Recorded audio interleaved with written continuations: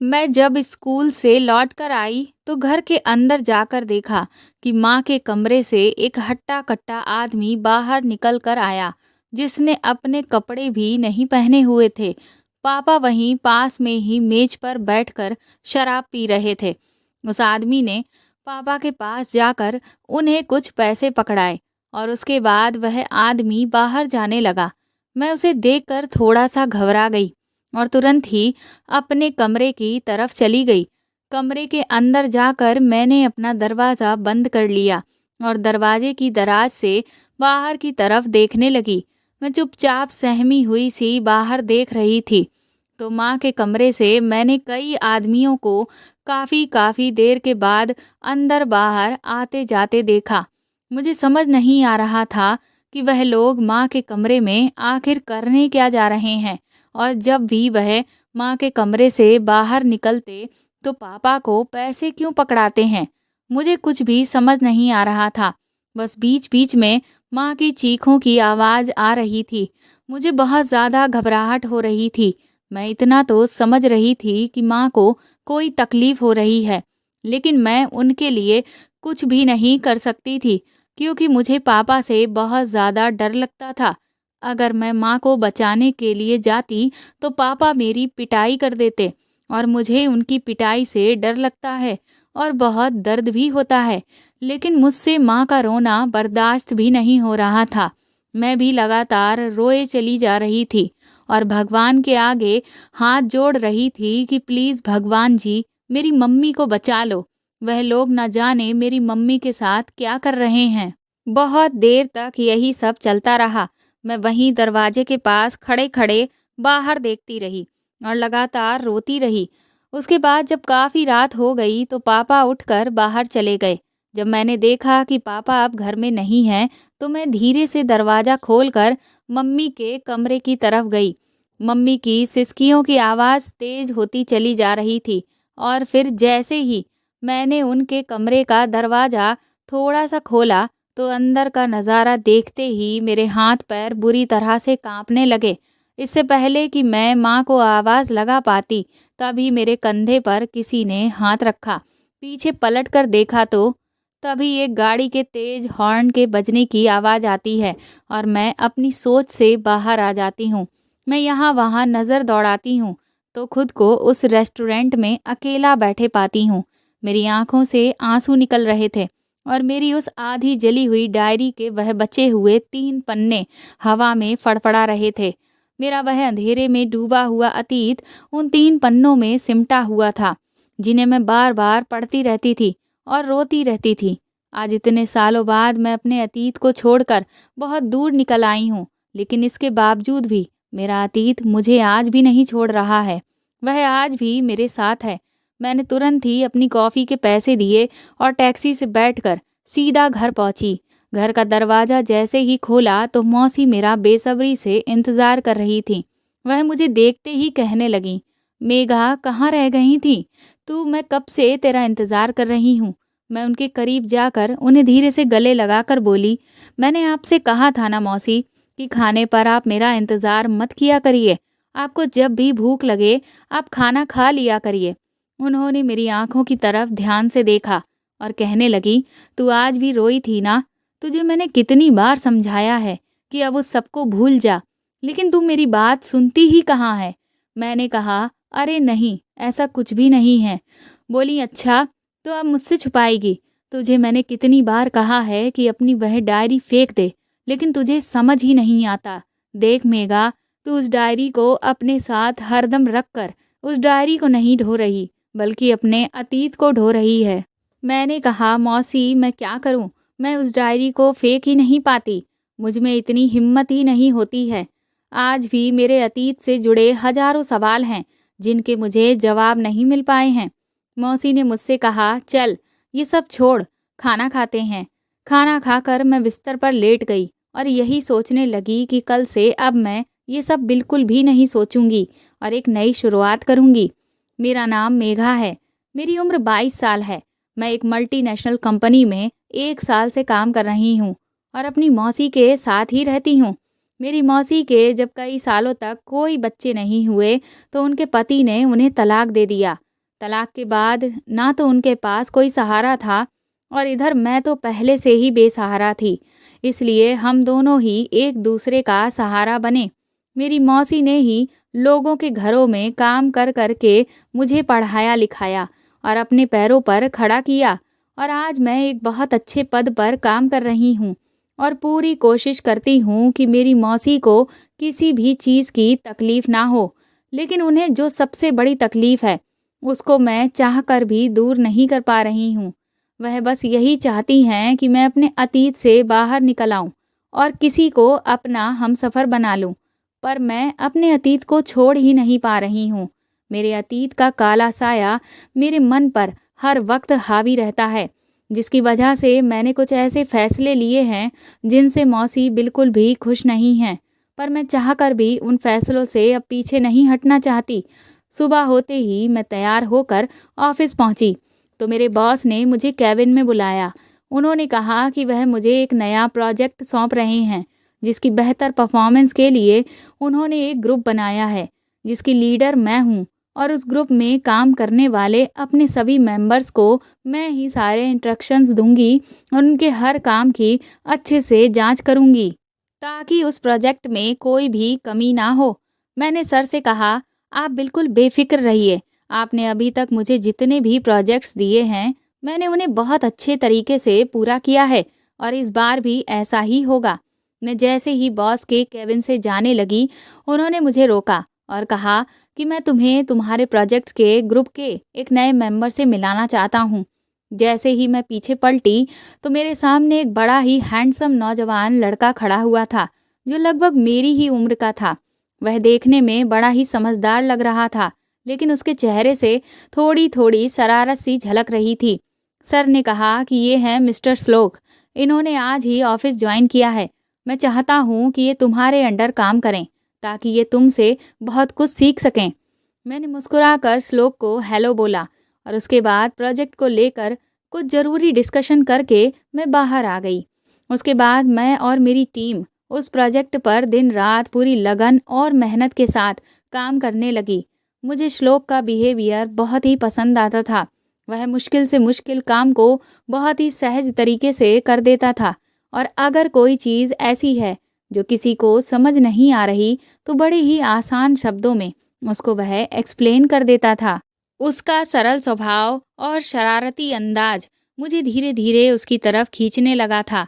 लेकिन जैसे ही मैं उसके बारे में सोचकर मुस्कुराने लगती, तभी मेरे अतीत के वह पन्ने मेरी आंखों के सामने आने लगते और मेरे दिल में श्लोक के लिए जागते प्यार को मैं तुरंत ही दबाने की कोशिश करने लगती और खुद को समझाने लगती कि ना ही मैं कभी किसी से प्यार कर सकती हूँ, ना ही भरोसा।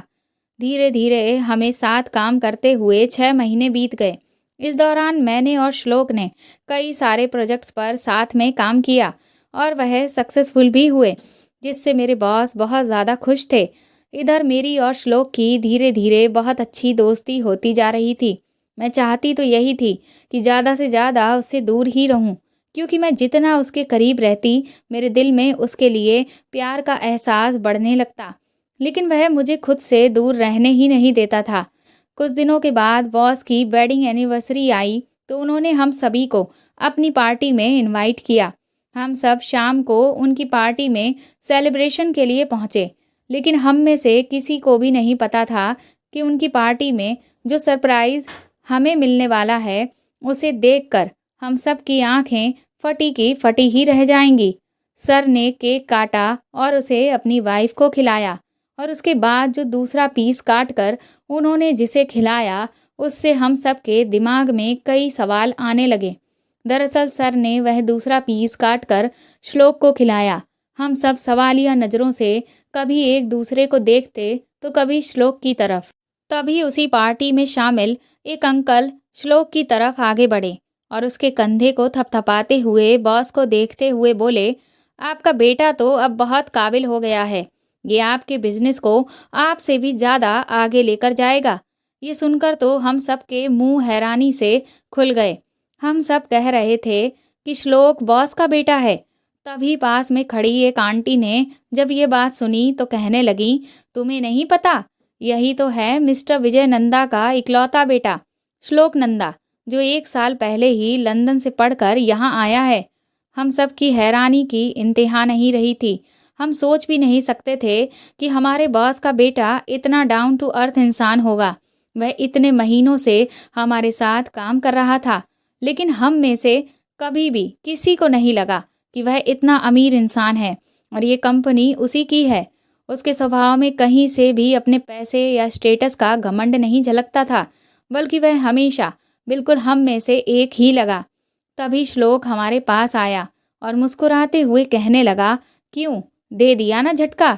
अब हम सब उसके साथ बहुत अनकंफर्टेबल फील कर रहे थे, क्योंकि अभी तक वह हम में से एक था, लेकिन अब वह हमारे लिए हमारे बॉस का बेटा था। जब उसने हमें उसके साथ अजीब तरह का बिहेवियर करते देखा तो कहने लगा कि देखो, मुझे ये सब बिल्कुल भी पसंद नहीं है। मैं तुम लोगों के लिए आज भी वही श्लोक हूँ जो आज से कुछ महीने पहले था। आज भी कुछ नहीं बदला है। मैं कल भी तुम्हारा दोस्त था और आज भी तुम लोगों का दोस्त हूँ, और जैसे अभी तक काम करते आए थे साथ में, वैसे ही आगे भी मिलकर काम करेंगे और मेघा जी से बहुत कुछ सीखेंगे। उसकी ये बात सुनकर हम सब मुस्कुराने लगे। हमने श्लोक से पूछा कि तुम्हें अपनी ही कंपनी में एक एम्प्लॉय की तरह काम करने की आखिर ज़रूरत ही क्या है? तो वह कहने लगा, इंसान तभी सक्सेसफुल हो सकता है जब उसके पास एक्सपीरियंस हो, और एक्सपीरियंस के लिए जब तक मैं एक एम्प्लॉय की तरह काम नहीं करूँगा तो सीखूँगा कैसे? उसकी बातें सुनकर हम सब बहुत इम्प्रेस थे। जब मैं घर लौट कर आई तो मेरे मन में श्लोक के लिए जो प्यार और इज्जत थी वह और ज़्यादा बढ़ चुकी थी। मैं बार बार यही सोच रही थी कि क्या श्लोक जैसे इंसान भी इस दुनिया में हैं? वरना कुछ लोग तो ऐसे हैं जिनके पास अगर 4 पैसे भी आ जाएं तो वह सामने वाले को अपने पैरों से कुचलने की कोशिश करने लगते हैं।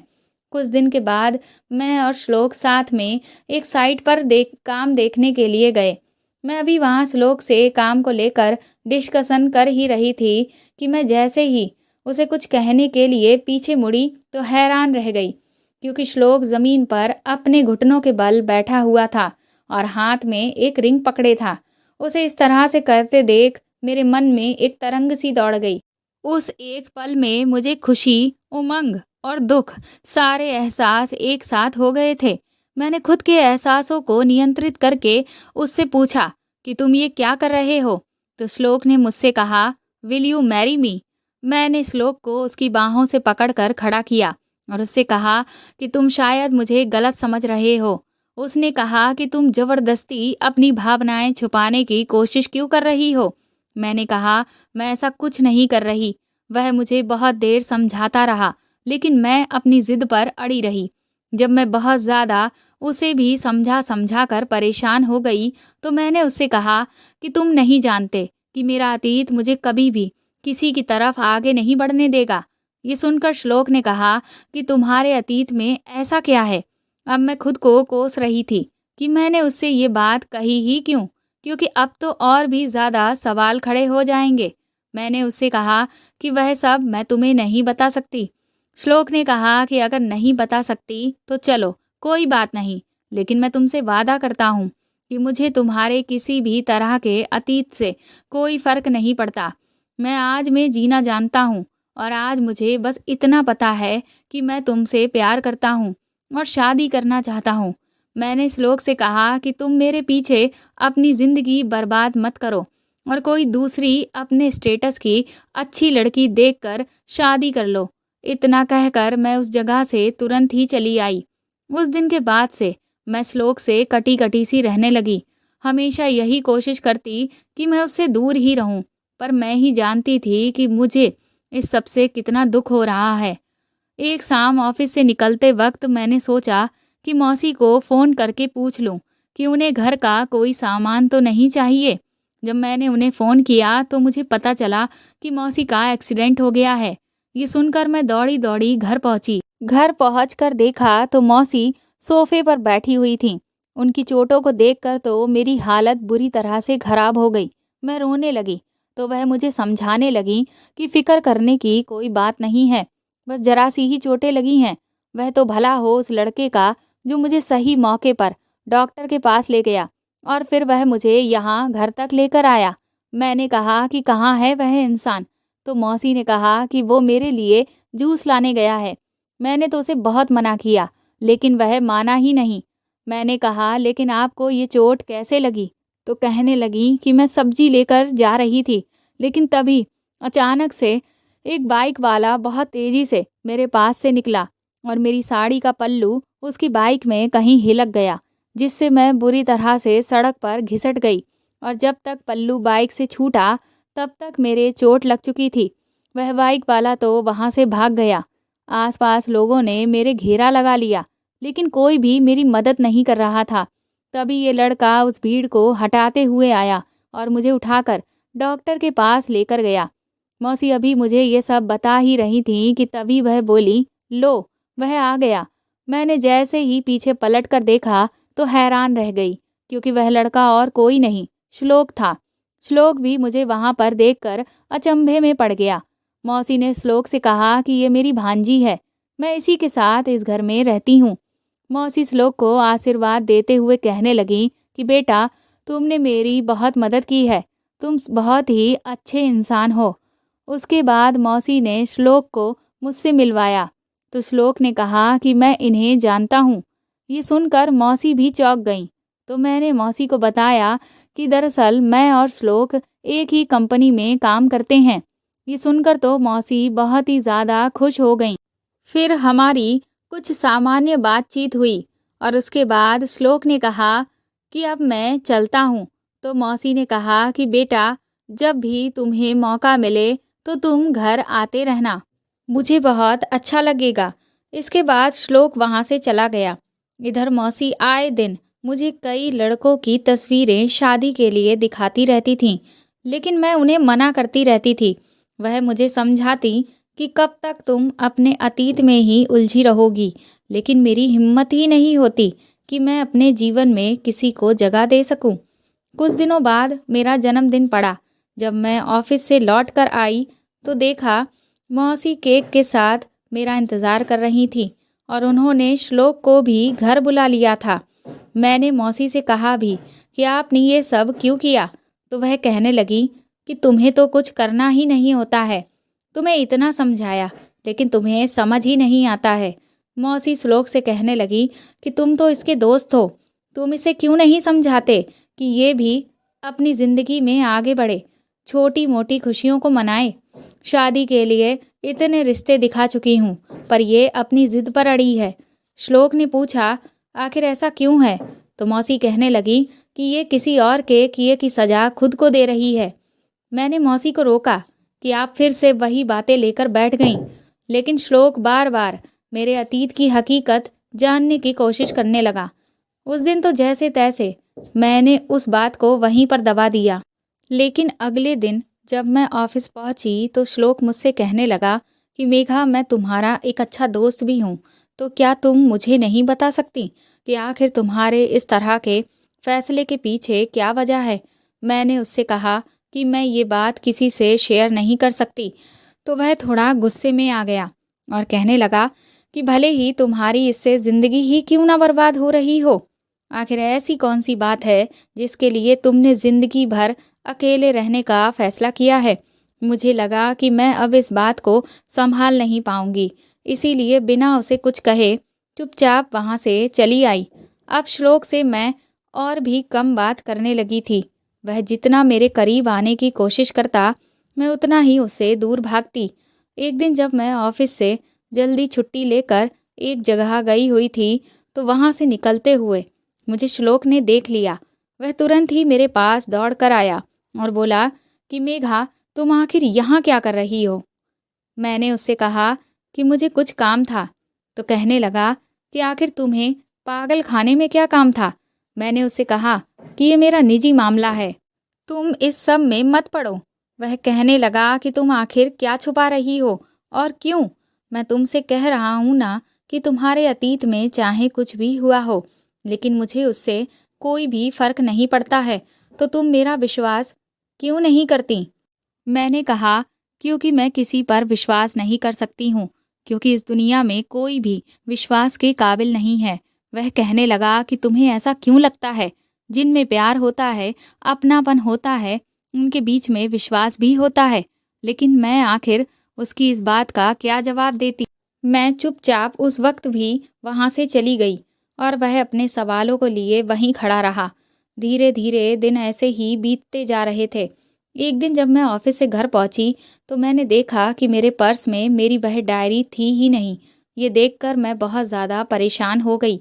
मैंने उसे बहुत ज़्यादा ढूंढा, लेकिन वह मुझे कहीं भी नहीं मिली। मैंने सोचा कि शायद मेरी वह डायरी मुझसे ऑफिस में ही छूट गई होगी। अगले दिन मैंने ऑफिस में भी उसे बहुत ढूंढा, पर मुझे वहाँ भी नहीं मिली। मुझे तो समझ ही नहीं आ रहा था कि आखिर वह डायरी कहाँ चली गई। मैं बहुत ज़्यादा परेशान होने लगी कि अगर वह डायरी किसी के हाथ लग गई और किसी ने उसे पढ़ लिया और ये पता चल गया कि वह डायरी मेरी है, तो ना जाने क्या होगा। 2-3 दिन तक मैं बहुत ज़्यादा परेशान रही, लेकिन वह डायरी मुझे कहीं नहीं मिली। फिर मैंने सोचा कि शायद मैंने घर में ही यहाँ वहाँ रख दी होगी, इसलिए मैं सारा सामान उलट-पुलट करके देखने लगी। मौसी भी मुझसे पूछने लगीं कि तुम आखिर क्या ढूँढ रही हो? जब मैंने उन्हें बताया तो कहने लगीं कि अच्छा हुआ वह डायरी खो गई, क्योंकि तुम तो उसे छोड़ ही नहीं रही थीं, तो उसने ही तुम्हें छोड़ दिया। मैंने मौसी से कहा कि आप ऐसा क्यों कह रही हैं? आप मेरी डायरी ढूँढवाने में मदद करें। तभी पीछे से एक आवाज़ आई और उस शख्स ने मुझसे कहा कि कहीं तुम इस डायरी की बात तो नहीं कर रही हो? मैंने पलट कर देखा तो वो मेरी ही डायरी थी। तुरंत ही दौड़कर मैंने डायरी को उस शख्स से ले लिया, लेकिन जैसे ही मेरी उस इंसान के ऊपर नज़र पड़ी, मेरे तो होश ही उड़ गए, क्योंकि वह और कोई नहीं, श्लोक ही था। उसे देखकर मैं थोड़ा परेशान हो गई कि कहीं इसने मेरी डायरी पढ़ तो नहीं ली। मैंने उससे तुरंत ही पूछा कि तुमने इस डायरी को पढ़ा है क्या? तो उसने इनकार में सिर हिलाते हुए कहा कि मैंने ऐसा नहीं किया। लेकिन अब मुझे तुमसे जानना है कि आखिर इस डायरी में ऐसा क्या है जिसके लिए तुम इतना ज़्यादा परेशान हो। मैंने तुम्हें इस डायरी को ढूंढते हुए ऑफिस में भी देखा था, और जब ये मुझे मिली तो मैं तुम्हें इसे देने के लिए आ गया, लेकिन यहाँ भी मैं तुम्हें इसके लिए इतना ज़्यादा परेशान देख रहा था। आखिर इसमें ऐसा क्या राज छुपा है जिसके कारण तुम इतना ज़्यादा फ़िक्रमंद थीं? मुझे श्लोक पर गुस्सा आ गया और उससे चिल्लाकर कहने लगी कि तुम्हें इस सब से क्या मतलब, और तुम यहाँ से चले जाओ। मेरे ऐसे शब्द सुनकर मौसी मुझ पर गुस्सा करने लगी कि मैं श्लोक से ऐसे बात कैसे कर सकती हूँ। तभी श्लोक ने कहा कि मौसी, उसे पूरा अधिकार है मुझसे इस तरह की बात करने का, क्योंकि वह मुझसे प्यार करती है। ये सुनकर तो मेरे और मौसी दोनों के ही होश उड़ गए। मौसी ये बात सुनकर बहुत ज़्यादा खुश हो गईं, तो मैंने उन्हें समझाते हुए कहा कि ऐसा कुछ भी नहीं है। वह कहने लगी कि तो इसमें बुराई ही क्या है? श्लोक तो कितना अच्छा लड़का है। मेरे तो दिल में खुद ही न जाने कब से ये बात चल रही थी कि तुम दोनों की अगर शादी हो जाए तो कितना अच्छा रहे। लेकिन तेरे गुस्से की वजह से मैं ये बात कह ही नहीं पा रही थी। मौसी का इतना कहना भर था कि श्लोक कहने लगा कि मैंने तो इसे शादी के लिए कब का प्रपोज कर दिया, लेकिन ये है कि मान ही नहीं रही। न जाने कौन से अतीत की बात को लेकर बैठी हुई है। लेकिन आज मैं जान कर ही रहूँगा कि आखिर ऐसी कौन सी बात है जो मुझे तुमसे जुदा कर रही है। मैंने श्लोक से कहा कि तुम चुपचाप यहाँ से चले जाओ। मैंने तुमसे कहा था ना कि तुम किसी और लड़की को पसंद कर लो। तुम्हें मेरी बात एक बार में समझ नहीं आती? पर श्लोक तो अपनी जिद पर अड़ा हुआ था। तभी मौसी कहने लगी कि बेटा, आज मैं तुम्हें बताती हूँ कि ये किस बोझ को इतने सालों से अपने ऊपर ढो रही है। मैंने मौसी को मना किया कि वह श्लोक से कुछ भी ना कहें, पर वह नहीं मानी। कहने लगी कि अब बस बहुत हो चुका मेघा, अब मुझसे बर्दाश्त नहीं होता। मौसी को रोता हुआ देखकर मुझे भी रोना आने लगा, इसलिए मैंने उनसे कहा कि ठीक है, मैं खुद ही श्लोक को सब कुछ बताती हूँ। मैंने कहा, दरअसल मेरे मम्मी और पापा की लव मैरिज हुई थी। कुछ साल तो सब कुछ बहुत अच्छा चला, लेकिन फिर धीरे धीरे पापा शराब की लत के शिकार हो गए, और उनकी वो लत इतनी ज़्यादा बढ़ती चली गई कि वह जितना भी पैसे कमाते थे, सारा पैसा सिर्फ शराब में ही उड़ा देते थे। धीरे धीरे वह मम्मी के साथ मारपीट करने लगे। उन्हें इससे कोई फर्क नहीं पड़ता था कि मम्मी को कहाँ क्या लग रहा है। उन्हें बस अपना गुस्सा निकालने से मतलब होता था। जब मैं मम्मी को बचाने की कोशिश करती तो वह मुझे भी बहुत बुरी तरह से पीट देते थे। फिर वह आए दिन अपने काम पर भी शराब पीकर जाने लगे, जिसकी वजह से उन्हें नौकरी से भी निकाल दिया गया। अब उनके पास शराब पीने के पैसे नहीं थे, तो वह घर का सारा सामान और मम्मी के जेवरों को बेचने लगे। मम्मी जब भी इस सब से इनकार करती तो पापा उन्हें बुरी तरह से पीटते। एक दिन पापा का बाहर किसी से शराब के नशे में ही झगड़ा हो गया और पापा को कुछ समय के लिए जेल हो गई। उन दिनों मैं और मम्मी बहुत सुकून से रहे, लेकिन कुछ ही महीनों के बाद पापा दोबारा जेल से वापस आ गए। वापस आने के बाद पापा ने मम्मी को बिल्कुल भी नहीं मारा। मुझे लगा कि शायद अब सब कुछ ठीक हो जाएगा, लेकिन ऐसा नहीं हुआ। जब मैं एक दिन स्कूल से लौट कर आई तो देखा कि एक आदमी मम्मी के कमरे से निकल कर आ रहा था, जिसने अपनी शर्ट भी नहीं पहनी हुई थी। पापा भी मम्मी के कमरे के पास ही बैठकर शराब पी रहे थे। फिर उस आदमी ने पापा को कुछ पैसे दिए। ये सब देखकर मैं बुरी तरह से डर गई और अंदर अपने कमरे में चली गई। उसके बाद मैंने देखा कि हर 1 या 2 घंटे में एक आदमी मम्मी के कमरे में जाता और फिर वह बिना शर्ट पहने बाहर आता और पापा को कुछ पैसे देता। अंदर मम्मी की चीखों की आवाज़ें भी मुझे सुनाई दे रही थीं। मुझे समझ नहीं आ रहा था कि आखिर ये सब हो क्या रहा है। इस तरह से धीरे धीरे पूरा दिन बीत गया। जब रात हुई तो पापा बाहर चले गए। मैंने सोचा कि मैं एक बार जाकर मम्मी के कमरे में देखूं कि मम्मी ठीक तो हैं। लेकिन मैंने जैसे ही अंदर झांकने के लिए मम्मी के कमरे का दरवाज़ा खोला, तभी मेरे कंधे पर किसी का हाथ पड़ा। घबराकर जब मैंने पीछे देखा तो वह और कोई नहीं, पापा ही थे। उन्होंने तुरंत ही एक झटके में मुझे कमरे से दूर कर दिया और मुझसे चिल्लाकर कहा कि मैं जाकर चुपचाप रात का खाना बनाऊं। मैं वहां से चली गई। इसी तरह से कई दिनों तक ऐसा ही चलता रहा। मैं जब भी स्कूल से लौट कर आती तो कई सारे मर्दों को मम्मी के कमरे में आते और जाते देखती और मुझे सिर्फ मम्मी की चीखें ही सुनाई देती। पापा मुझे मम्मी से मिलने ही नहीं दे रहे थे। लेकिन एक दिन मौका पाकर जब मैंने मम्मी के कमरे में झांक कर देखा तो मेरी रूह कांप गई, क्योंकि अंदर एक आदमी मम्मी के साथ गलत काम कर रहा था और वह बुरी तरह से तड़प रही थी। ये देखकर तो मेरे हाथ पैर फूल गए।